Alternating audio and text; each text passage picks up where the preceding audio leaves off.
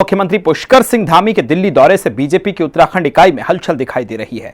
माना जा रहा है कि उत्तराखंड में जल्द ही मंत्रिमंडल का विस्तार होगा, साथ ही कुछ मंत्रियों की छुट्टी भी हो सकती है। ऐसा क्यों माना जा रहा है, इस रिपोर्ट में देखिए। सीएम धामी के दिल्ली दौरे से उत्तराखंड बीजेपी में हलचल। क्या मंत्रिमंडल विस्तार के साथ कैबिनेट में होगा फेरबदल? सीएम धामी के मंत्रिमंडल में कौन से 3 चेहरे जगह पाएंगे? हाईकमान ने मांगी रिपोर्ट, क्या कुछ मंत्री बदले भी जाएंगे?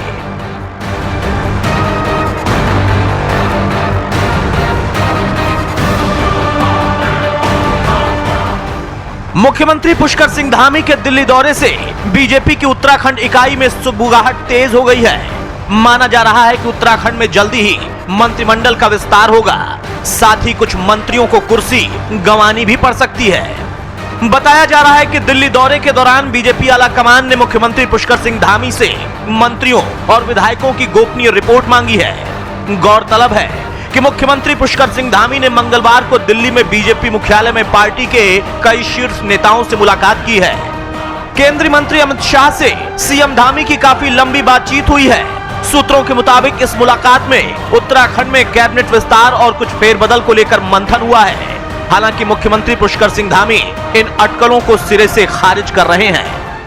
अभी मंत्रिमंडल के बारे में बात नहीं हुई है, अभी आपदा के बारे में और जो हमारा पुलिस मॉडर्नाइजेशन है और किसाऊ डैम जो बनना है उसके संबंध में चर्चा। सीएम धामी मंत्रिमंडल विस्तार को लेकर चर्चा से इनकार कर रहे हैं, लेकिन कुछ दिन पहले खुद उन्होंने ही जल्द कैबिनेट विस्तार के संकेत दिए थे। और वैसे भी बीजेपी में सबसे ताकतवर नेताओं में शामिल केंद्रीय गृह मंत्री अमित शाह से सीएम धामी की इस मुलाकात के सियासी मायने यूं ही नहीं टटोले जा रहे, क्योंकि सीएम धामी के दिग्गज शाह से ऐसे वक्त में मुलाकात हुई है जब राज्य सरकार के सामने भर्तियों में हुई धांधली को लेकर बड़े और कड़े फैसले लेने की चुनौती है। ऐसे में यह संभावना जताई जा रही है कि जल्द ही उत्तराखंड की कैबिनेट में विस्तार के साथ ही कुछ फेरबदल भी देखने को मिल सकता है। मुख्यमंत्री पुष्कर सिंह धामी ने केंद्रीय गृह मंत्री अमित शाह के साथ उनके आवास पर मुलाकात की है और ये कहा जा रहा है कि सियासी मायने इस मुलाकात की यही है कि जल्द ही उत्तराखंड में मंत्रिमंडल विस्तार होने वाला है, या यूं कहे कि फेरबदल के संकेत पुष्कर सिंह धामी ने दे दिए हैं। लेकिन मीडिया से बात करते हुए धामी ने सीधे तौर पर इस पूरी मुलाकात को सिर्फ शिष्टाचार भेंट कहा है। इसको लेकर उत्तराखंड बीजेपी में हलचल तो दिखाई दे रही है, लेकिन खुलकर कोई कुछ कह नहीं रहा। इतना जरूर मान रहे हैं कि मंत्रिमंडल विस्तार में जातीय और क्षेत्रीय समीकरण को साधने पर फोकस रहेगा। देखिए, इसमें अटकलें तो तरह तरह की राजनीतिक क्षेत्र में चलती रहती हैं। हाँ, इतना है कि भाई 3 पद जो हमारे मंत्रिमंडल के बनने हैं वो खाली हैं, तो निश्चित तौर पर जब राष्ट्रीय नेतृत्व या प्रदेश नेतृत्व बैठ के आपस में चर्चा करेगा तो 3 पद भरे जाएंगे।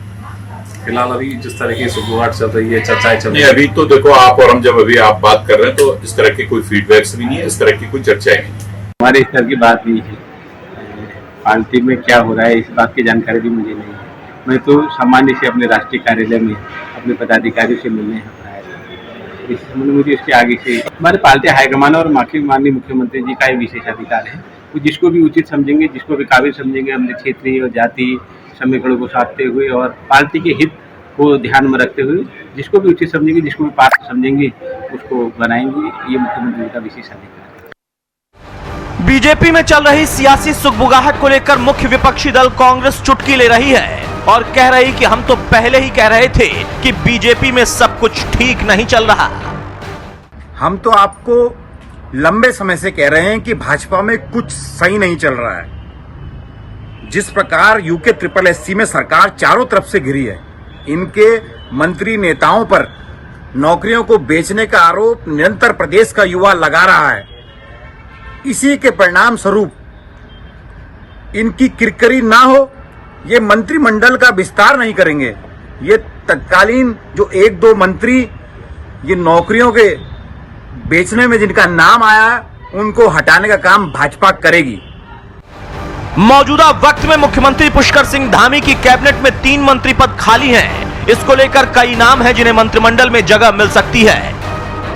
आज खाली है मंत्रिमंडल विस्तार के लिए, तो शायद अब 2 पदों में नए चेहरे को लाया जा सकता है और एक में पुराने पद को, पुराने चेहरे को वापस से काबिज किया जाएगा। तो जल्द ही अब ये खुलासा यहाँ पर होने वाला है कि गृह मंत्री अमित शाह के साथ मुलाकात के बाद क्या कंक्लूजन निकल कर आया और मंत्रिमंडल विस्तार में किन चेहरों को जगह मिलने वाली है। वहीं भर्ती घोटाले को लेकर हुई किरकिरी से माना जा रहा है कि कुछ मंत्रियों की कुर्सी छीनी भी जा सकती है।